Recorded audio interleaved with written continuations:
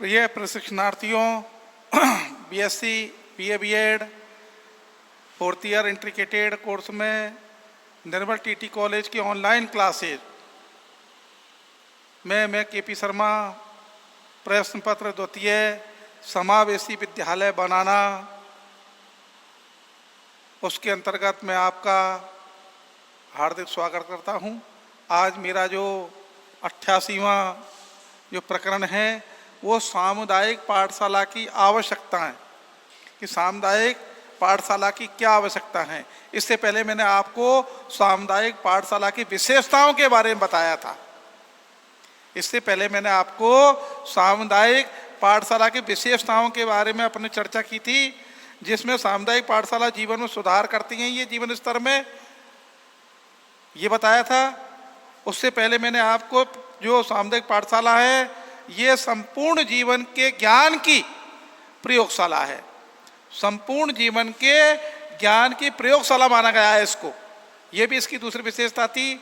तीसरी विशेषता मैंने आपको बताई ये कि सामुदायिक पाठशाला है ये अपने जो प्रांगण में ये सामुदायिक केंद्र का रूप धारण कर लेती है, ये रूप देती है उसको सामुदायिक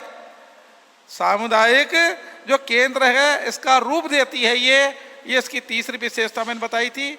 उसके बाद चौथी विशेषता है कि जो सामुदायिक पाठशाला है ये अपने पाठ्यक्रम का जो समुदाय है उस समुदाय से जो आवश्यकताएं समुदायों के अनुरूप वो पाठ्यक्रम निर्मित करती है। इसके बारे में मैंने आपको पांचवा बताया था कि सामुदायिक जो पाठशाला है ये स्थानीय समुदाय में समन्वय भी स्थापित करती है, ये समन्वय भी स्थापित करती है। और इसके बाद में सामुदायिक पाठशाला ये मानवीय संबंधों में जो प्रजातंत्र के सिद्धांतों का पालन करने में ये बल देती है।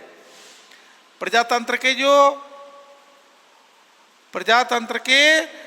सिद्धांत हैं उन सिद्धांतों के पालन पर ये विशेष बल देती है।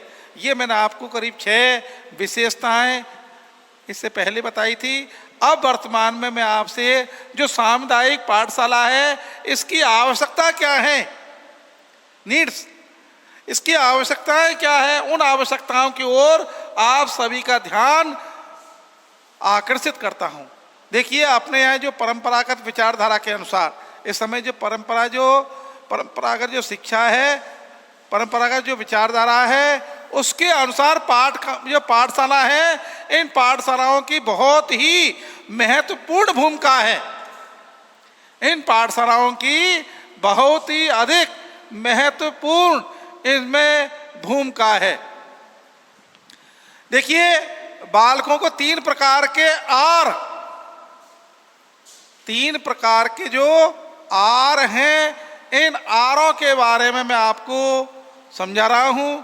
जैसे इन्हीं से ही परंपरागत जो विचारधाराएं हैं वो इन पर ही टिकी हुई हैं। बालकों को 3 आर हैं परंपरागत विचारधाराओं के अनुसार। जैसे एक आर है रीडिंग,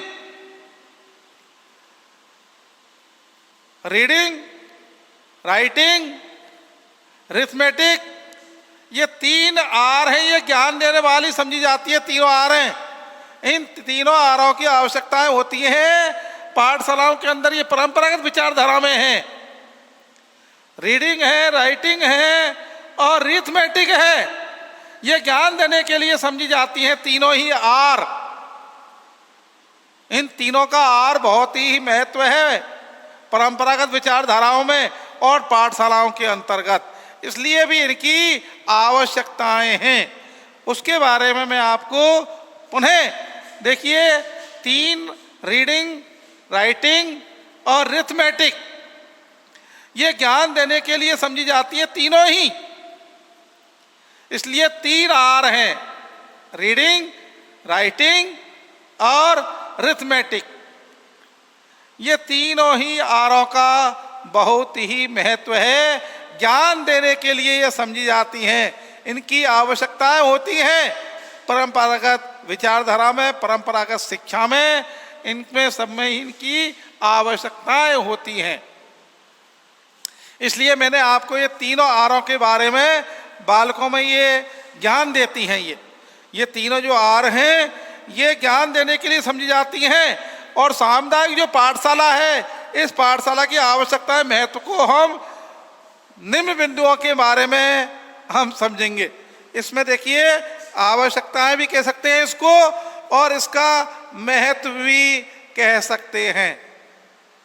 आवश्यकताएं एवं महत्व ये दोनों हैं। इसमें महत्व भी यही है, आवश्यकता भी यही है। तीन बिंदु है मुख्य रूप से ये, इनको आह्वान आवश्यकता या महत्व भी कहा जा सकता है। महत्व या आवश्यकताएं।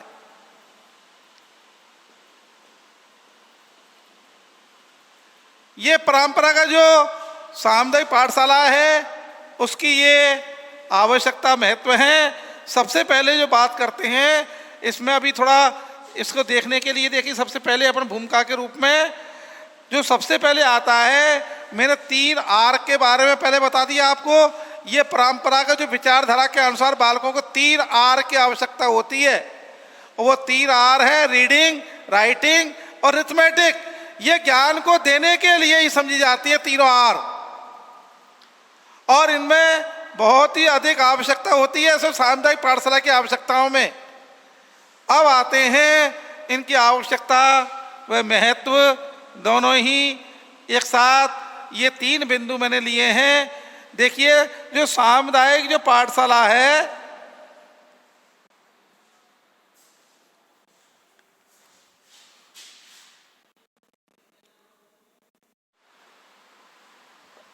देखिए सामुदायिक जो पाठशाला है ये स्थानीय समुदाय का ही अंग है।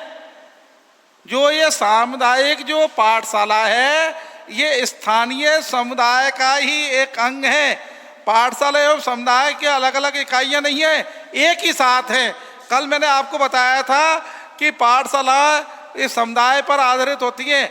जैसे मैंने आपको उदाहरण दिए थे कि जो पाठशाला है उनको समुदाय के आधार पर भी पहचाना जाता है। जैसे अग्रवाल स्कूल, जैन स्कूल, जाटा बस्ती का स्कूल, ये पाठशाला है स्थानीय, उससे इनकी पहचान भी की जाती है समुदाय के आधार पर। मुस्लिम समुदाय का स्कूल, पंजाबी स्कूल, ये सब क्या है? समुदाय हैं। उस समुदाय के आधार पर इनको पहचाना भी जाता है समाज के अंदर, जहाँ जिस समुदाय की संख्या अधिक है। हालांकि वहाँ प्रवेश सभी लेते हैं, सभी को वहाँ विचार छूट है, सब एडमिशन लेकर के अपना वो चला सकते हैं, लेकिन सभी एक साथ उसमें सहयोग करते हैं। तो मैं आपको यहाँ पाठशाला जो सामुदायिक पाठशाला है वो स्थानीय समुदाय का ही एक अंग माना गया है, पार्ट है। और समुदाय और पाठशाला में इन इकाइयों में कोई भी अंतर नहीं है, कोई भी इनमें किसी भी प्रकार की ये अलग नहीं है, एक ही हैं, दोनों एक दूसरे पर आश्रित हैं। देखिए वास्तव में जो पाठशाला है वो समुदाय एक दूसरे से अलग नहीं है इकाइयाँ, और पाठशाला समाज की एक क्या है, एक अधिकर्जी है, मतलब एक भाग है, हिस्सा है, जिसे समाज ने अपनी संस्कृति,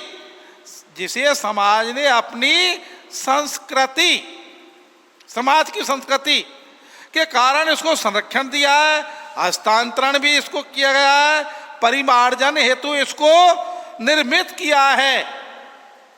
परिमार्जन के लिए भी इसको क्या किया है? निर्मित किया है। किसको किया है निर्मित? ये है आपकी सामुदायिक पाठशाला, ये समुदाय का ही एक अंग है, इसलिए समुदाय ने इसको निर्मित किया है अपनी संस्कृति के लिए, हस्तांतरण के लिए और परिमार्जन के लिए।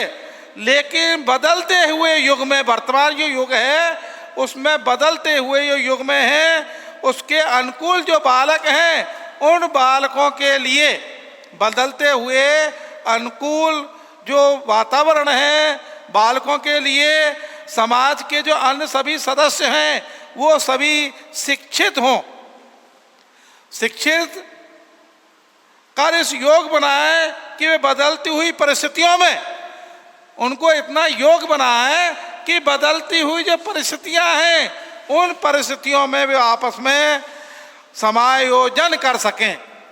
बदलती हुई जो परिस्थितियां हैं इन परिस्थितियों के अंदर वो अपने आप को एक एडजस्टमेंट कर सकें, समायोजन कर सकें बदलती हुई परिस्थितियों में। और हम पाठशाला और स्थानीय समुदाय के मध्य में कोई रेखा नहीं खींच सकते। मैंने आपको बताया अलग अलग नहीं है, समुदाय और पाठशाला है, इसके बीच में कोई अंतर नहीं है, कोई हम रेखा नहीं खींच सकते। इन दोनों के बीच में मैंने आपको बताया है, पाठशाला और समुदाय के बीच में कोई भी हम रेखा नहीं खींच सकते। ये अलग अलग नहीं है, एक ही इकाइयां हैं, एक दूसरे पर निर्भर हैं। एक दूसरे के पाठशाला और समुदाय एक दूसरे के अंग हैं, पार्ट्स, हिस्सा। सरल भाषा में हम यूं भी कह सकते हैं कि पाठशाला एवं समाज या समुदाय दो विभिन्न सामाजिक इकाइयां होते हुए भी एक दूसरे से अलग बसे हुए हैं, अलग बसे हुए नहीं हैं, अलग बसे हुए हैं नहीं, अलग बसे हुए नहीं हैं। दोनों अलग अलग समुदाय और पाठशाला और समाज के विभिन्न अंग हैं, लेकिन एक दूसरे के पूरक हैं, एक दूसरे पर आश्रित हैं और एक दूसरे से अलग नहीं हैं। ध्यान देना, इनको अलग मत कर देना भाई। समाज में ही तो पाठशाला होती है, समुदाय के लिए ही तो पाठशाला होती है, और समुदाय के लिए ही पाठशाला अपना कार्य करती है, समुदाय के लिए ही अपने आप को पाठशाला समर्पित करती है, और समुदाय पाठशाला को चलाता है।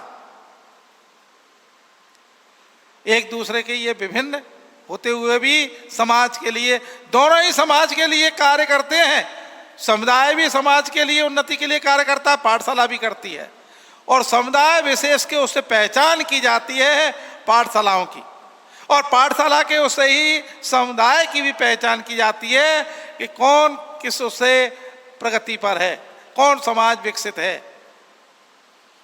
आपने देखा होगा जितने भी अधिकारी कर्मचारी, पहले अधिकारी थे IAS वगैरह, श्रीवास्तव, सक्सेना, कास्ट, बहुत पिछले उसमें, अब तो खैर सभी हुए हैं आरक्षण, लेकिन पहले जो इंटेलिजेंसी में माथुर, सक्सेना और श्रीवास्तव, ये सभी अच्छे अच्छे पदों पर थे।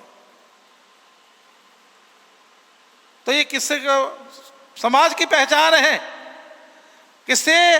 पाठशाला और शिक्षा से।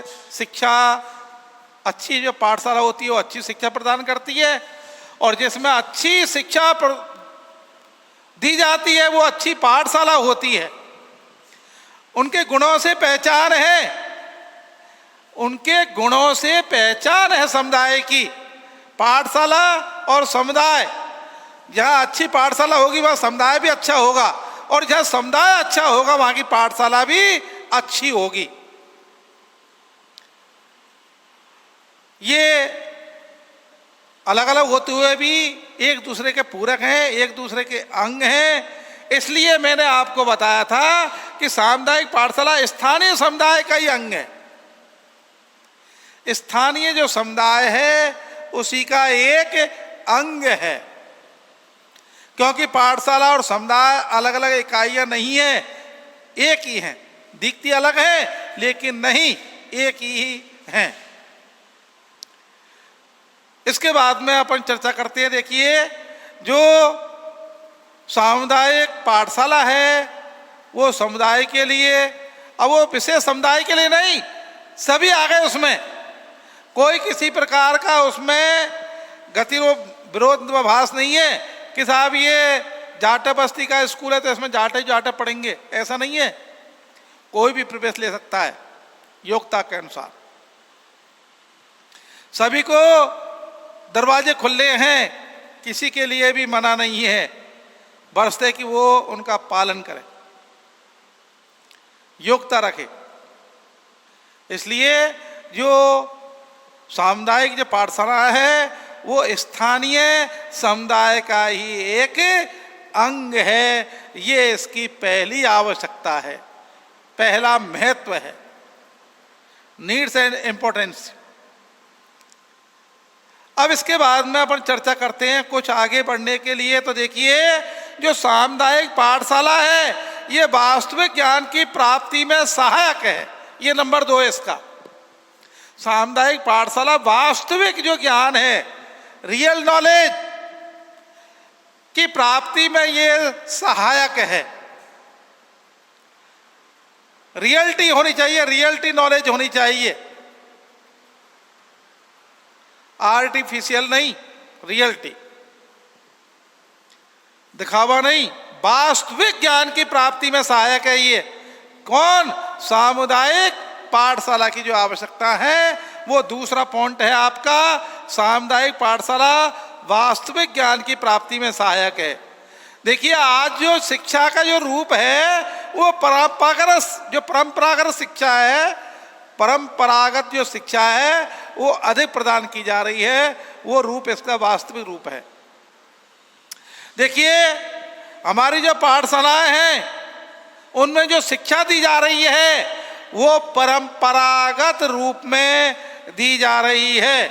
उसमें किसी भी प्रकार का इस पर तात्पर्य यह हुआ कि जो जीवन केंद्रित है, जो तात्पर्य है कि जीवन केंद्रित नहीं है, ये पुस्तक केंद्रित। ये कौन है? पुस्तक केंद्रित है परंपरागत के रूप में। यह पुस्तक केंद्रित शिक्षा है, जीवन केंद्रित शिक्षा नहीं है।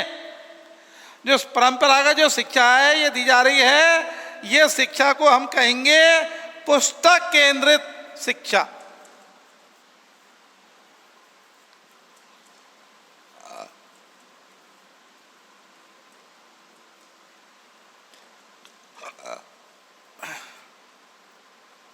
ये जीवन केंद्रित शिक्षा नहीं है।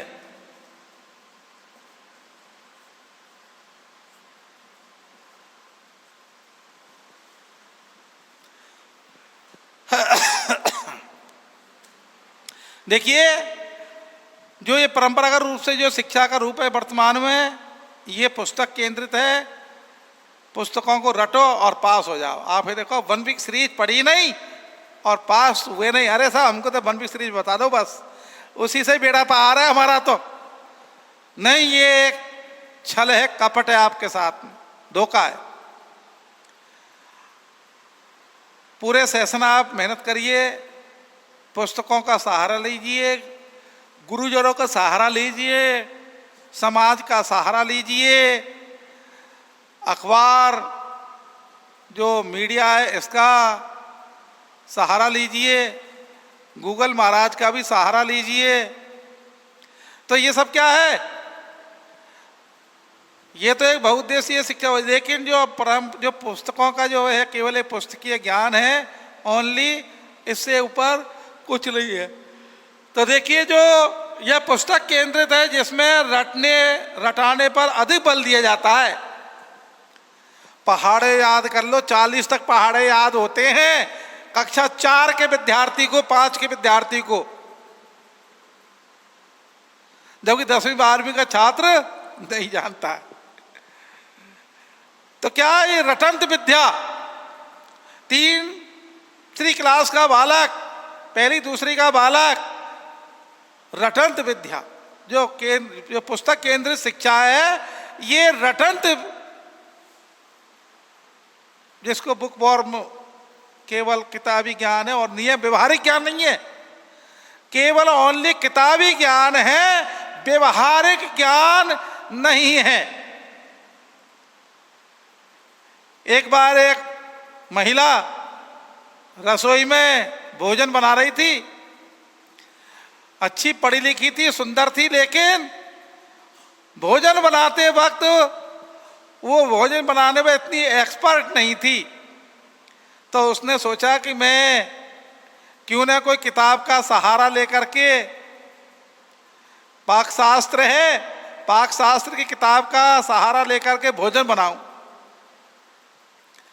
अब क्या हुआ साहब, उसको भोजन बनाने लग गई रसोई में जाकर के, और रसोई में जब भोजन बनाने लगी तो वो बार बार में हलवा बना रही थी, हलवा। और उसको व्यवहारिक ज्ञान तो था नहीं, केवल पुस्तकीय ज्ञान था। गाजर का हलवा बनाने चली और पुस्तकों से देख देख करके हलवा बना रही थी।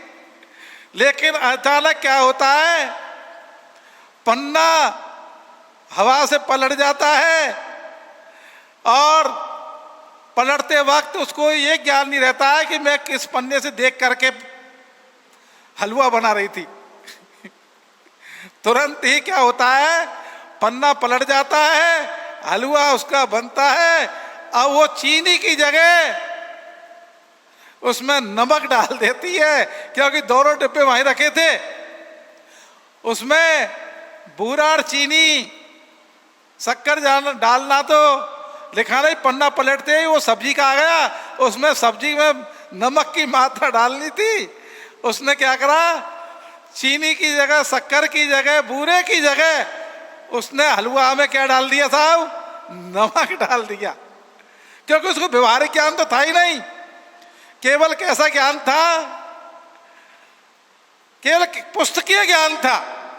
अब पुस्तकीय ज्ञान में क्या हुआ, पंखा तेज चल रहा था, पंखे तेज के हवा के कारण वो पन्ना पलट गया। उसको ध्यान नहीं था कि ये पन्ना जो पलटा हुआ है ये सब्जी के रूप में है, सब्जी बनाने की क्रिया सिखाता है।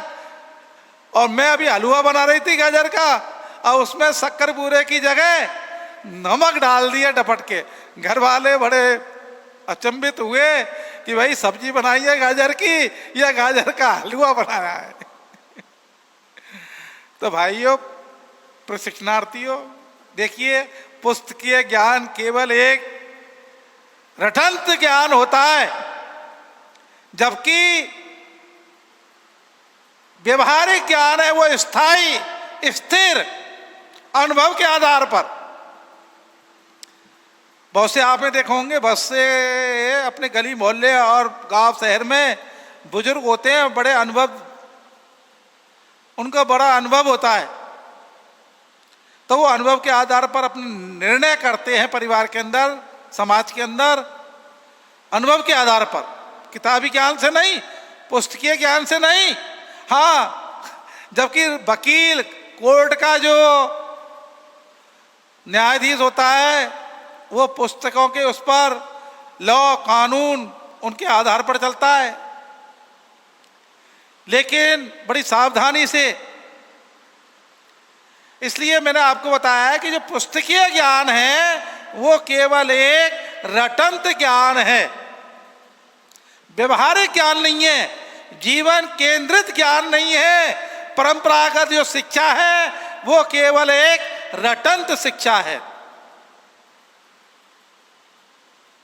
इसलिए जो सामुदायिक पाठशाला की जो आवश्यकता है, इसमें दूसरी जो सामुदायिक पाठशाला ये वास्तविक ज्ञान की प्राप्ति में सहायक तो है, लेकिन जो आज की शिक्षा है वो परंपरागत शिक्षा दी जा रही है और वो पुस्तक केंद्रित शिक्षा दी जा रही है, जीवन केंद्रित शिक्षा नहीं है। जीवन केंद्रित शिक्षा से व्यवहारिक शिक्षा प्राप्त होती है, व्यवहार में जो ली जाती है, और पुस्तक केंद्रित जो शिक्षा है वो केवल एक रटंत शिक्षा है। ओनली कैसी शिक्षा है, रटंत शिक्षा है। इसलिए प्रशिक्षणार्थियों, यहाँ व्यवहारिक शिक्षा की आवश्यकता है, रटंत शिक्षा की आवश्यकता इतनी नहीं है। तो देखिए, सामुदायिक जो पाठशाला है वो शिक्षा प्रदान करने में समुदाय में जो उपलब्ध जो साधन है उनका ही उपयोग करती है। सामुदायिक जो पाठशाला है, समुदाय में जो उपलब्ध साधन है उन साधनों के माध्यम से ही उनका उपयोग करती है, जिससे विद्यार्थियों को विषय का वास्तविक ज्ञान प्राप्त हो, जिससे विद्यार्थियों के लिए उस विषय का वास्तविक ज्ञान प्राप्त हो, रियल नॉलेज, रियलिटी, दिखावा नहीं, वास्तविकता। और आज जो समुदाय की जो सच्ची शिक्षण संस्थाएं हैं, आज समाज में, समुदाय में जो शिक्षा की जो संस्थाएं हैं, शिक्षण संस्थाएं हैं, विद्यालय हैं, पाठशाला हैं, स्कूल हैं, क्योंकि उनमें होने वाले कार्यों को उनमें होने वाली जो कार्य हैं, क्रियाएं हैं, आंखों से होता हुआ देखकर ही सही ज्ञान प्राप्त हो सकता है। किताबों को पढ़ने से नहीं होता है। केवल सुना और रटंत याद इतना वास्तविक नहीं है जितना देखा हुआ, पहचाना हुआ, आंखों से देखा हुआ सत्य है, कानों से सुना हुआ असत्य हो सकता है। इसलिए रटंत है, मुंह के द्वारा, पुस्तकों के द्वारा देखा हुआ, लेकिन जो वास्तविक है वो देख करके ही वास्तविक ज्ञान कहलाता है। पहचान करके, देख करके, परख करके, आंखों के द्वारा, किताबों से पढ़ने से नहीं होता है। सीखने का एक बुनियादी सिद्धांत यह है कि स्वयं के द्वारा या अनुभव के द्वारा व्यक्ति सीखता है। अनुभव के द्वारा व्यक्ति सीखता है और यह सीखने का जो अनुभव है उसको कमरों में प्रदान नहीं किया जा सकता। ओपन सेशन में, खुले में, समुदाय में, समाज में, इसके लिए कक्षा से बाहर समुदाय में जाना पड़ता है, कक्षा कक्ष में नहीं। आपने देखा होगा सिविक्स के अंदर मतदान प्रणाली का पाठ पढ़ा दिया साहब किताबों से, लेकिन मतदान जो प्रणाली है वो वास्तविक तो रियलिटी जब इलेक्शन पोलिंग पे जाकर ही देखा जाएगा कि किस प्रकार की मतदान प्रणाली है। ये समाज की प्रयोगशाला है एक तरह की। एक बार किताब में पढ़ लिया कि नीम का ये चीज है, नीम में ये पाई जाती हैं, डालियां हैं हरी, ये चिपटी हैं, ये टहनियां हैं, ये इसमें इस प्रकार से बगर आता है, ये निमोली आती हैं। ये पढ़ लिया साहब, कक्षा में केवल पढ़ा दिया। तो ये वास्तविक ज्ञान नहीं है, केवल रटंत ज्ञान है। लेकिन जब आप समुदाय में जाकर के, समाज में जाकर के, गांव शहर में जाकर के रियलिटी में यदि नीम के पेड़ को देखोगे और उसका वहां अध्ययन करोगे कि नीम की जो जमीन के अंदर जड़ पाई जाती है, उससे ऊपर जो मोटा होता है, जिस पर वो सीधा खड़ा रहता है, वो तना है, तने के ऊपर जो उसकी आवरण है वो छाल है, और जो उसकी बड़ी बड़ी जो डालियां हैं, टहनियां हैं, उसके बाद बारीक जो छोटी छोटी उसकी टहनियां हैं, सीख हैं, पत्तियां हैं, उनमें जो बगर आ रहा है, फूल आ रहा है, वो नीम का बगर, और जो उसमें कुछ फल सा छोटा छोटा आता है वो निमोलिया है नीम की। ये वास्तविक ज्ञान तो तब होगा जब नीम के पास में आप जाकर के उसको देखोगे, पहचानोगे, परखोगे। यदि मैंने आपको नीम के बारे में ऐसा ही और दूसरा पेड़ बता दिया तो उसका अनुभव आप नहीं कर पाओगे। इसलिए कक्षा में, कमरों में वास्तविक ज्ञान का वो समुदाय में जाकर के ही वास्तविक ज्ञान देखा जाता है, पर करके, अनुभव के द्वारा, देख करके, पहचान करके, न कि पढ़ करके, रटंत में नहीं। इसलिए वास्तविक जो ज्ञान की प्राप्ति होती है उसके सहायक है ये सामुदायिक पाठशाला। इसमें देखिए जो अनुभव है, वास्तविक जो व्यापक जो अनुभव हैं, उनके लिए तो समुदाय के ज्ञान प्राप्त करना ही आवश्यक है, समुदाय में जाना ही आवश्यक है। नीम के पेड़ को ये तो नहीं आप कक्षा में ले आओगे, उसको तो आप वहां जाकर के ही वास्तविक ज्ञान की प्राप्ति करोगे, न कि कक्षा में। कक्षा में तो एक समरी टाइप में एक केवल लिख करके, पढ़ करके ही देख सकते हो, लेकिन वहां तो आप उसको वास्तविक स्थिति में देख सकते हो। जब समुदाय में विद्यार्थी को लेकर के जाया जाएगा तो वास्तव में नीम का ज्ञान प्राप्त होगा कि नीम का पेड़ कैसा है। और वास्तविक जो अनुभव है वो संपर्क कराए जाते हैं, संपर्क के द्वारा कराए जाते हैं। और अतः जो परंपरागत जो पाठशाला है उसकी तुलना में सांप्रदायिक जो पाठशाला है, परंपरागत पाठशाला के बजाय जो सांप्रदायिक पाठशाला है को सही एवं प्रथम ज्ञान प्रदान कर सकती है। परंपरागत पाठशाला वास्तविक ज्ञान प्रदान नहीं कर सकती।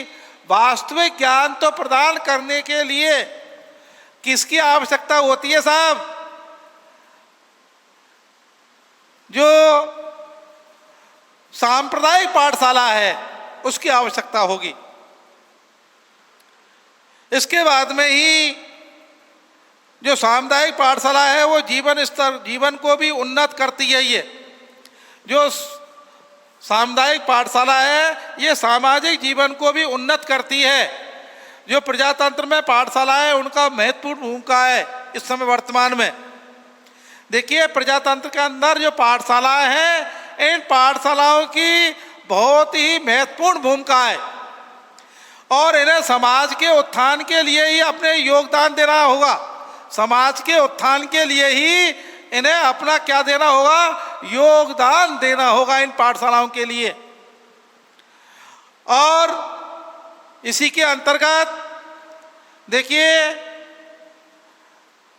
जो पाठशाला प्रत्येक समुदाय के सामाजिक जीवन का एक केंद्र बिंदु माना गया है। जो सामुदायिक पाठशाला है ये प्रत्येक समुदाय का एक केंद्र बिंदु माना गया है। इसको क्या माना गया है साहब?